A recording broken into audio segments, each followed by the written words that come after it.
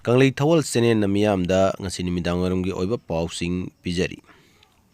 BJP ki MLA sing amato ina punchina duna anobu lengak ama sembagi mahutta tongan ba kem tawbi khongjang amok sangshin ba hokre. Nimit nini ki khongchata Manipur laklamba BJP ki North East in charge Sambit Patrana Manipur leringai matamda Manipur ki tampak ki MLA sing amadi kuki Jo MLA sing yauna kuki ki tongan ba civil society organization gi mihut singa unadana wari sanarba matungda ngarang Delhi da hankiba matung Manipur da anobu lengak ama semnabagi damak luchingba ama khanbagi mahutta tongan na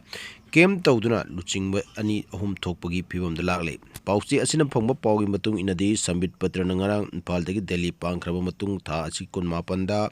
lebak asigi prime minister amadi union minister anina anobu lengak ama semnaba kuyek pisinkiba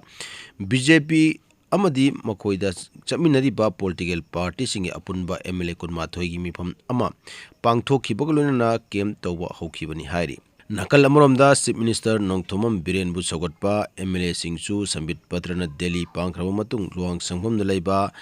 Hanagi chief minister Nongthomam Biren gi mayumda punwa tanak khibaga loinana Impal gi mafam amada kem tawba hore hairi loinana kem aduda saru yariba BJP gi MLA khara aduna Hanagi chief minister N Biren bu amuk ana luchingba oina khanduna anobu lengak ama semlakpu matamda chief minister ohinanabagi thawrang kaya paikat pa hokre Paugi likul asina hai anobu lengak ama semnabagi matangda BJP gi MLA amade makhoi bu saugaliba singi kem tawnariba asida speaker TI Saitabra tabu luchingba oina puthokningba MLA singi masingna hena yambagum tawri loinana MLA kunma thoina TI Saitabra tabu saugotuna hanadagi hona leijarakliba asida anoba MLA kaya amasu changkhilakpa yabagi oithokpa yamna nakna leire hairi